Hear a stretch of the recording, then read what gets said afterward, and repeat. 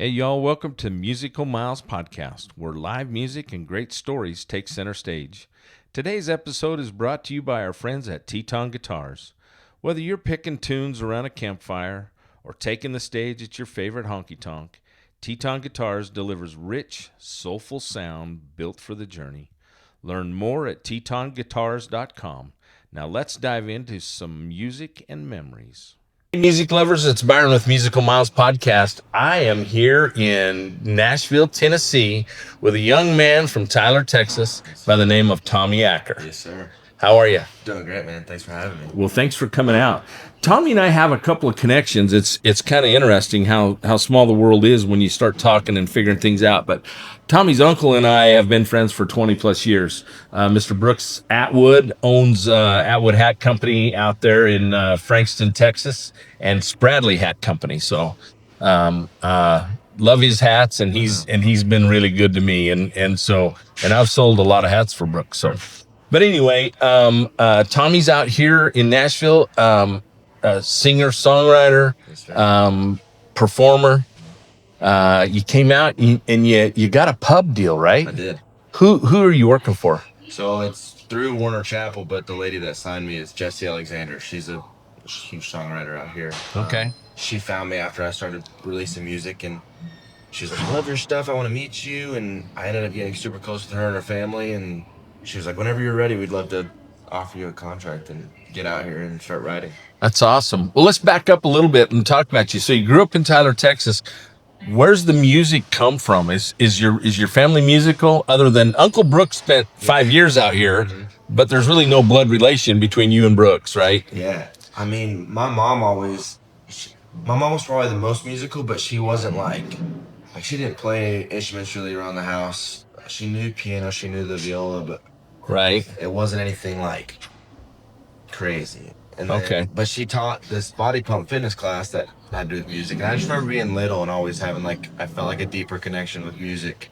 And so I picked up a guitar in my senior year of high school and started learning, and kind of led to this. So that's not been that long ago. You're 24 now. So okay. So you played for a little bit in high school, then you took a couple years and went on a mission. Yes, sir. for your church, and then you came back and went to school in Utah, Right. at UVCC. Right. UV Or UVU now. UVU, yeah, University. Utah Utah Valley University. Yeah, I should know that because I told you my nephew goes to school there. So, and spent a couple of years there.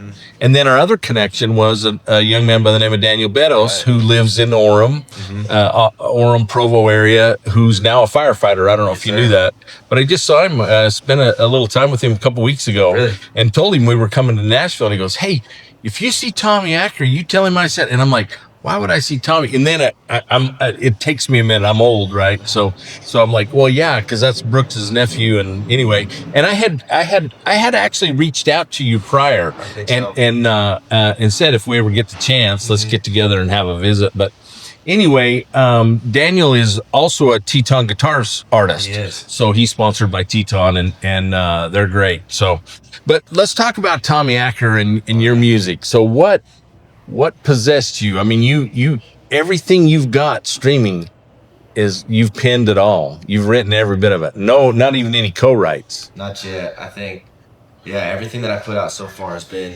solo rights. It's been just me in my room and with me and my guitar. And I've had enough success to get me out here, so I mean, I must be doing something right. Well, you're doing something really right, because the way I understand the music business, and I'm learning a lot every day, every time I talk to somebody new, but you own the publishing rights and the artist rights to all this music, and that's how you make money nowadays.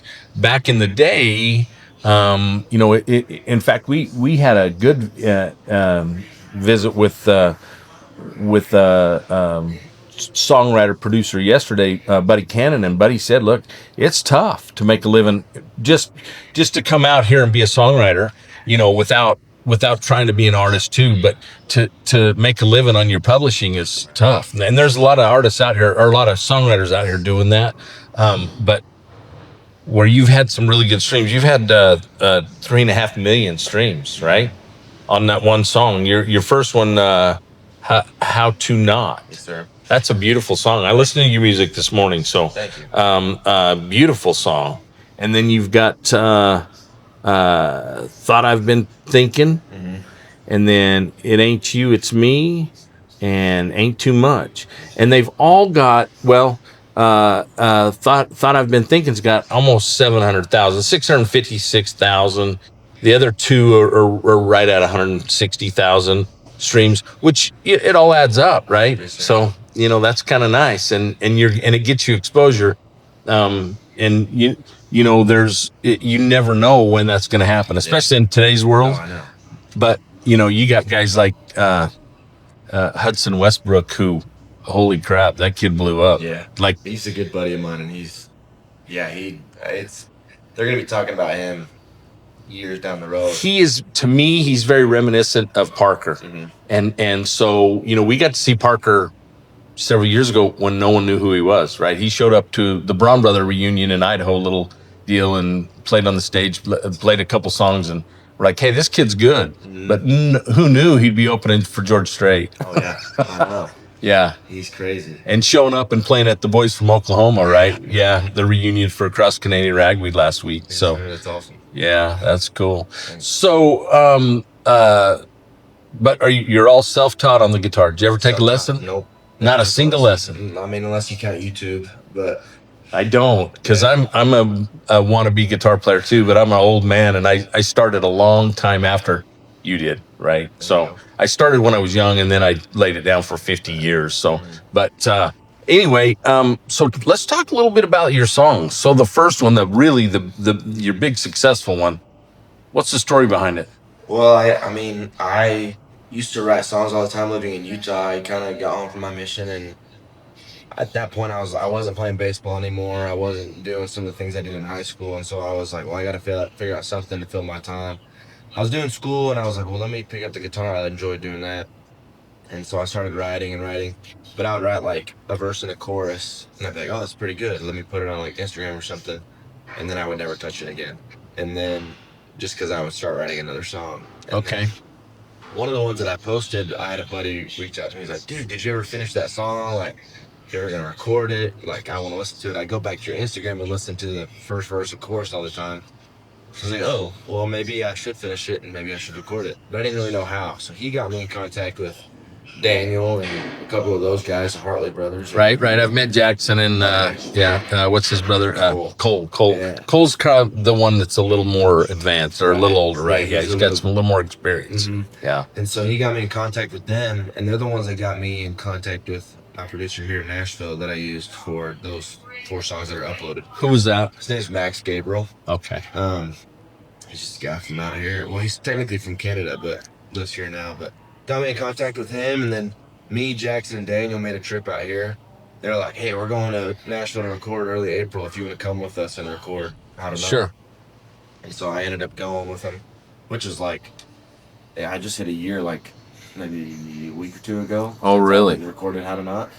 And I got the mix back, and I ended up just throwing it on YouTube, or TikTok, And TikTok is really the success that I've had. That song just blew up kind of almost overnight. Like, the first 2 or 3 videos I posted were... Have you met Ozzy Higley, kid from Malad, Idaho?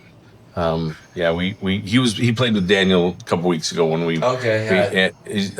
Anyway, they're playing on the Valley Music Fest coming up in September.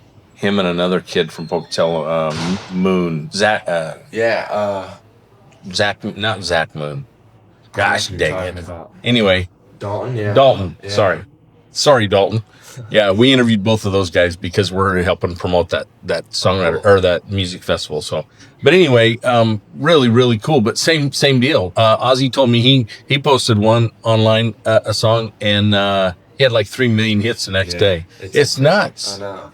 That's part of it today. Like, I'm just talking to like PR and trying to get like people to promote my music, and I'm like, man, like, they're like, let's do like $1,000 and da-da-da. I'm like, well, dude, like, really the thing that I've had most success on is TikTok. Like, I don't need somebody.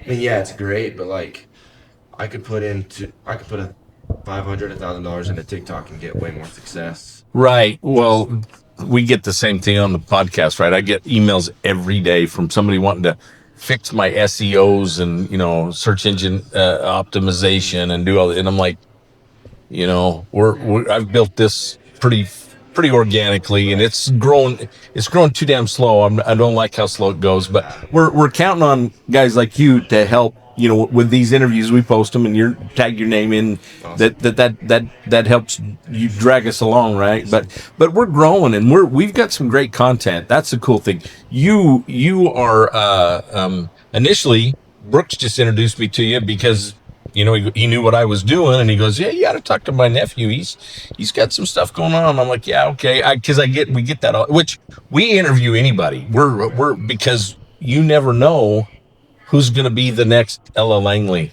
right, or the next Lainey Wilson, who Lainey busted her butt out here for 10 years, and before she became an overnight success, and we saw Lainey, a couple of years ago when she was, just a mid-level entertainment that most people would consider mid-level, and now she's superstar. Yeah, she's insane. So, but that's what exposure on Yellowstone will do for you, or an overnight success on the internet. So, but anyway, so you've been here about a year, or have you been? Well, I just did a trip. I did like the whole back and forth for a couple months. I just moved here officially in December, so I've been here for 4 or 5 months. Okay. Are you liking it? Are you getting acclimated? I love it. Do you? Yeah, I mean, Utah was cool, but Nashville's way more like Texas and more like home. Right. And so. Well, and Miss Shanda and I are big Texas music fans. I mean, big Texas. Well, we did a 2-week trip down there for interviews for the podcast. Yeah, we did 3 interviews in Green Hall, which was cool. That's awesome. Yeah, so we got to interview an artist that's kind of out in your neck of the woods, Billy Joe Jones. Do you know Billy Joe? Little blonde-headed gal. She just won a Entertainer of the Year, or female it's a Texas in a Texas country music award. Yeah, she's talented. We met her. She opened for Jack Ingram at Green Hall, and then we interviewed her in Vegas during the NFR. Awesome. But anyway, there's so many. And Gracie York. Do you know who Gracie York is? So she's another kind of Fort Worth, Texas girl. Interviewed her down in San Marcos. Trying to think. You know who Matt Hillier is? Great guitar player there in Fort Worth. Dude, there's so many talented musical artists there. It's just phenomenal. I know. So it just, there's not enough hours. And then we come out here and it's same deal. We're just covered up with, hey, you need to go interview this guy. But we're grateful for the opportunity. So I feel like a lot of people came from Georgia. Now I feel like I'm starting to meet more people from Texas. Are you? At least out here, but. Well, Texas is unique because it has its own very, very viable music scene. With the Austin City Limits vibe, Willie and Waylon and the Outlaws, they said, screw Nashville. Yeah. We're going back to Texas because we want to do things our way. And, Buddy Cannon is fixing to release Willie's 20th album that he's produced, that Buddy's produced. Dang. And it's gonna release this month because Willie's birthday, 92nd birthday, is coming up the end of the month. He said he doesn't know for sure if his birthday's the 29th or the 30th. But what a cool deal. It's been fun to get to meet guys like that and hear those kind of stories, right? I know. Yeah. It's so cool.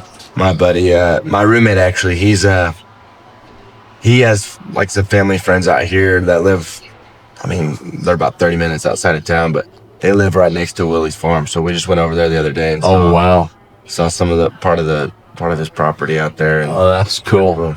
Where's that at? I think it's like 30 minutes north of Nashville. Oh, it's north. We've been down south to Franklin. Okay. So we went a little further south to Eagleville and interviewed Craig Campbell. And Craig Campbell, Craig had some hits in the 2000s, the early 2000s, and been successful. And Outskirts of Heaven is one of his, and Fish. That's a great song.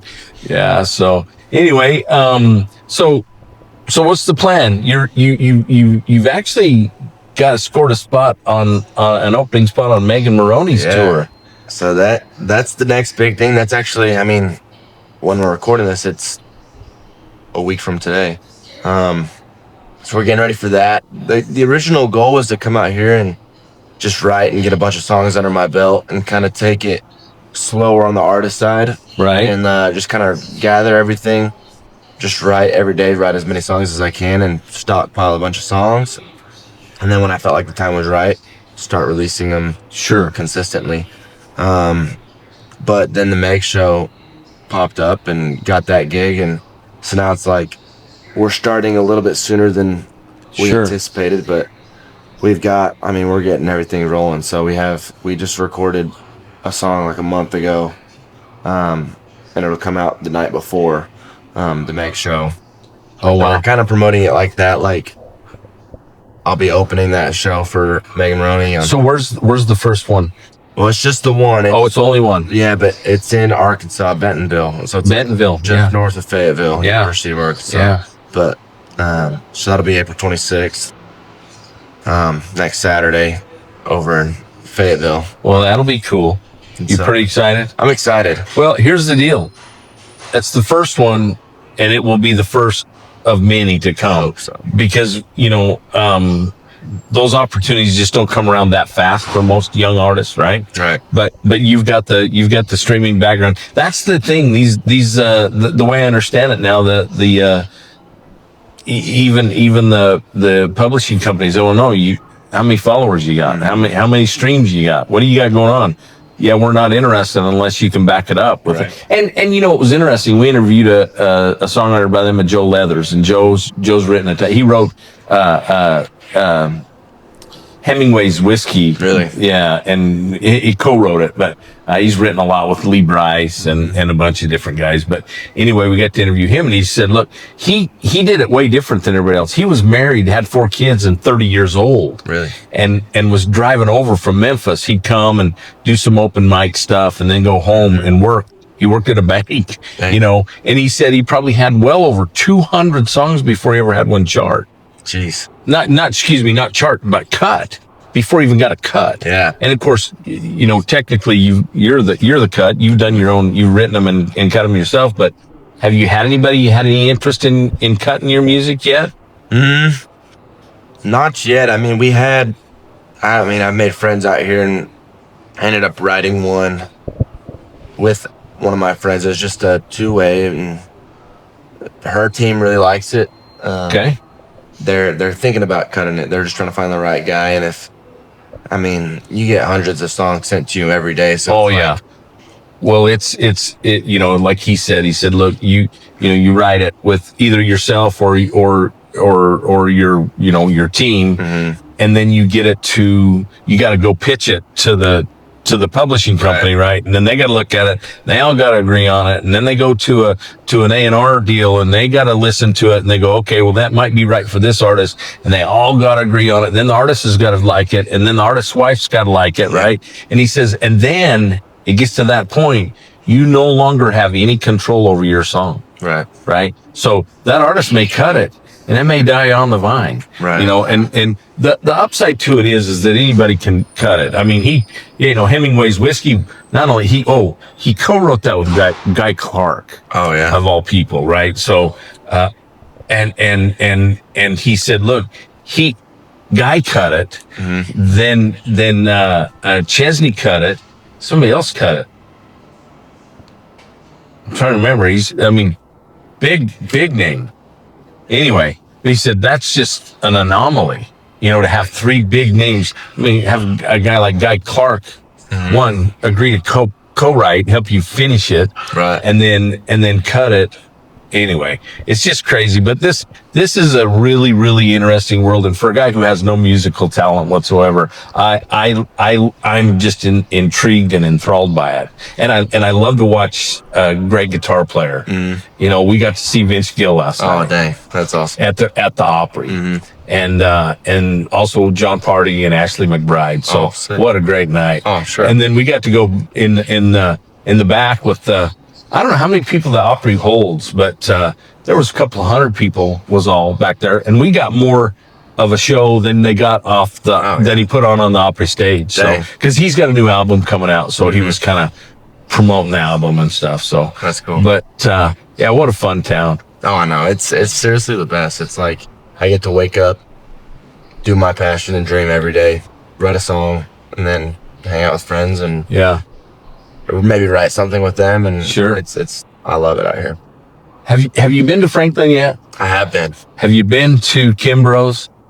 To the Pickin' Parlor? I've heard Dude, of it. you gotta go. Really? We went. Oh, one of the coolest things I've ever seen. Okay. Well, you know, Brooks and Monica, they have a little Pickin' Parlor there at in the old candle shop in Frankston, and they get together with some of the old local cronies and have a little picking sessions, and those are cool. I've never really experienced that till the other night at Kimbrough's, and we never even really went inside. We just sat out on the porch. Tuesday nights are the open mic night. Okay.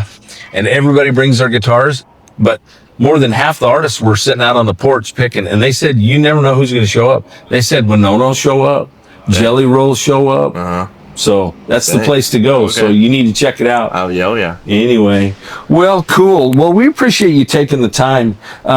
You've been holding that Teton guitar this whole time, which is great. Teton loves to see that. Yeah. So play us a song. What are you going to play? Yeah.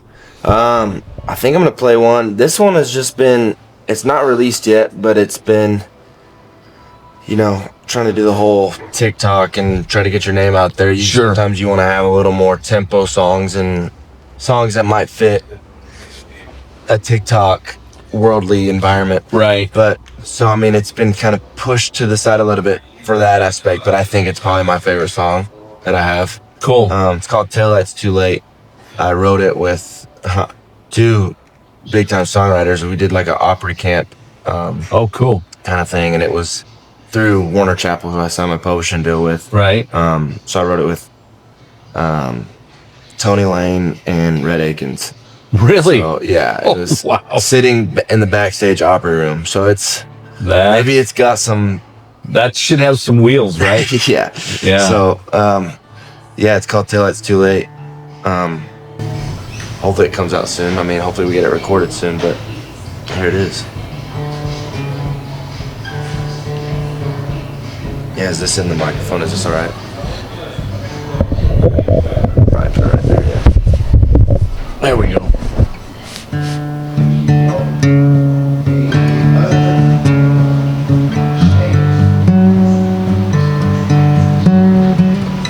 Never saw them packed up bags sitting out there on the porch. Never heard them jangling keys, never heard a slamming door. Got up and walked outside when I heard that two-tone sheep drives come alive. By the time you hear that gravel kicking out from under them wheels, whole world's gonna come unravel, finding out how goodbye feels. Gonna hear that radio fade into the night like a heartbreak song. Yeah, she's gone. Like a cloud of dust in a Texas plate, boots on the gas and off the brakes, and I'm staring at the tail lights. Too late.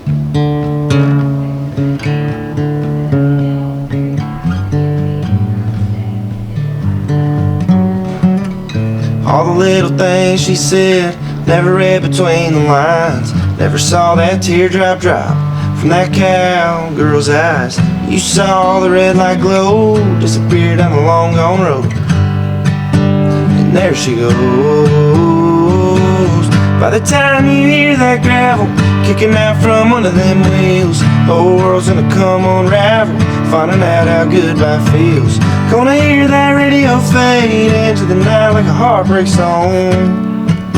Yeah, she's gone. Like a cloud of dust in a Texas plate, boots on the gas and off the brakes, and I'm staring at the tail lights. Too late.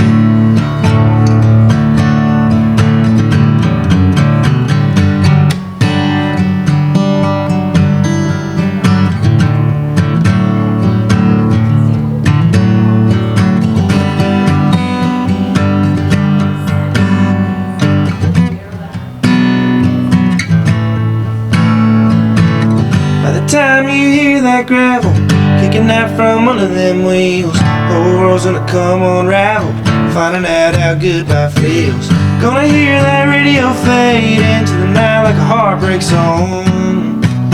Yeah, she's gone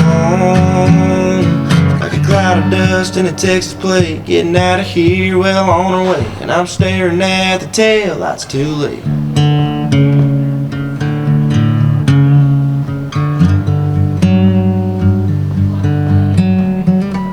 Never saw them packed up bags sitting out there on the porch.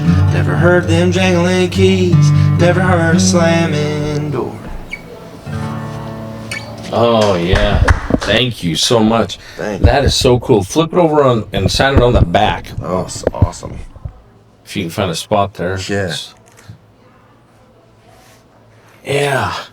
It's that's a beautiful song. And wow, how lucky to get to write with those talented I know. writers like that and artists. I mean, Red Aiken. I know, right? Wow. Well, I met him. It was like a 2-day camp. And the first day I was like, dang, I really hope I get to write with one of these big guys. Because there was a couple names that were like big time names like them. Yeah. First day was great. I got to write with some awesome songwriters. Sure. But I was hoping for like the Red Aikens or the Tony Lanes. And then the next day I got both of them, and I was like, oh gosh, okay. So then you were a little bit nervous. Well, it worked out because that's a great song. That's in my opinion, that's a song that can go long ways. I think so. Every time I play it, it feels special. Yeah. It's not a tempo, really upbeat radio kind of thing, but like I think it's special. I love it a lot. Yeah. Yeah, no, that's a great tune. Well, let's talk real quick because we didn't really talk that much about it. Who really inspired you? I'd say, I mean, my dad's favorite was Brad Paisley. Mm-hmm. I grew up listening to him and like only him till like 7th or 8th grade. Okay. And then got into high school and kind of was like, okay, I guess there's more artists. Now that you can control your own knobs, right? Mm-hmm. Yep. Well, my dad just had all the CDs, and so I was just like one after the other. Right. Right. And then in high school, it was Cody Johnson and Parker McCollum. Those were the two guys that, especially being from Texas. Yeah. And then my senior year, Riley Green kind of came around. Right. Along with kind of that Morgan era. Yeah. And so, yeah, I'd say it's a mix of like Cody Johnson, Riley Green, Morgan Wallen. Cool. Those are the guys I listen to. Have you, other than, like Rhett and Tony, have you met any of your other heroes, guys you really look up to? Well, I mean, I didn't even like know, like Jessi Alexander, she's the one that signed me to my deal. Right. She wrote The Climb by Miley Cyrus. Wow. Ain't No Lovin' Oklahoma by, yeah. Mm-hmm. Oh, yeah. I Drive Her Truck by Lee Bryce. She's written all these things. Yeah. Hall of Famer for sure. Yeah. Which is crazy because like I remember being little and hearing I Drive Your Truck and being like, wow, that's a really like this. Well, if they did a documentary about that. And have you seen it? I haven't seen it yet. Oh. What is that? Yeah, this is part of the documentary. Okay. Yeah. My producer's back here. She thinks I read her lips. So after 43 years, I ought to be able to, right? I ought to be able to read her mind. Mm-hmm. But anyway, well, that's cool. Yeah, there's some great. So she has exposed you to some great artists as well. Yeah, she's gotten me to meet like, but I've gotten into rooms that I shouldn't be in because of her. Yeah. Just writing with songwriters, I've met Ernest through her. I've met. Oh wow. What's his name? Who's the guy with John Rich? Oh yeah. Got to meet him. Big and Rich. Big and Rich, yeah. So you know who Cowboy Troy is? The big rapper, the big black Cowboy Troy. Mm-hmm. We interviewed him in Vegas. Yeah, he's toured with them for 20 years with Big and Rich. I would love to interview John Rich. I actually put a request in for an interview with him. We're not afraid to ask anybody, right? Oh, no. Everybody's all human. If you don't ask, you're not going to get it, exactly. Right? So we're getting some really good interviews, and it's been fun. And thank you again for taking the time to join us. This has been cool. It's been good to get to know you. And now we know, another connection here in Nashville. And so when we come back, and we'll be back, we just love going to Texas. And one, we love Texas. We love that hill country is such a cool place. But we want to make sure we get back out here too, because it's easy to fall in love with this place. Oh, I know, I love it. Yeah. So where can they find your music? I'm on Spotify and Apple Music everywhere. I know a lot of people on TikTok, if they type in my name, they're like, or if they type in a song, they're like, I can't find it. So a lot of times if you type in the song name and Tommy Acker. Okay. So it's Tommy and then Acker, Acker. Yes, sir. Yeah, Tommy Acker. Mm-hmm. All right. And then all streaming. Yeah, it was easy for me to find. Perfect. So, there you go. and I'm kind of, technically challenged, but, well, cool. Well, good luck next week opening for Megan. That's cool. I'm excited. I'm excited for you. And I think that it will be, man, I wish there was a way to watch it. Are they live streaming it? Anything that you know of? So, but I'm sure there will be videos. Yeah. Have your people check with her people, will you? Mm-hmm. Yes, sir. I know, right? And send us a message if you find out you can, because we'd love to watch it. For sure. Anyway, well, all right. Cool. Thank you, Tommy. It's been a lot of fun. Yes, sir. And for Musical Miles Podcast, I'm your host, Byron Duff, and I'm here with Mr. Tommy Acker. We're in Nashville, Tennessee, and we will see you somewhere down the road. Adios for now.